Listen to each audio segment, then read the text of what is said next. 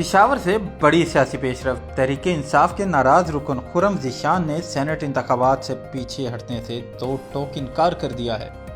मैं खुद एक कैंडिडेट हूं सेनेट का, और सेनेट की सीट या सियासत या आगे कोई भी टिकट या कोई ओहदा, ये मेरे लिए कोई माने नहीं रखते। मैं इनको जूती की नोक पे रखता हूँ। अपने बयान में खुर्रम ज़ीशान ने कहा है, इनका मकसद सेनेटर बनना नहीं बल्कि इशराफिया के तकब्बुर को पाश पाश करना है। इनका कहना था कि हार और जीत सानवी है, असल जीत नजरिए की होती है। उन्होंने वाजे किया कि इशराफिया बंद कमरों में फैसले करते हैं, ओहदे बांटते हैं और फिर बिला मुकाबला सेनेट में आ जाते हैं, लेकिन अब वैसा नहीं होगा। इलेक्शन होगा और नतीजा कुछ भी हो, ये जंग असूलों की है। खैबर पख्तूनख्वा से सेनेट की 11 नशिस्तों पर आज वोटिंग होगी, जहां 25 उम्मीदवार मैदान में हैं। तहरीके इंसाफ के 5 नाराज अराकीन ने भी कागजात नामजदगी जमा कराए थे, ताहम 4 उम्मीदवार दस्तबरदार हो चुके हैं और जनरल नशिस्त पर अब सिर्फ खुर्रम ज़ीशान डटे हुए हैं।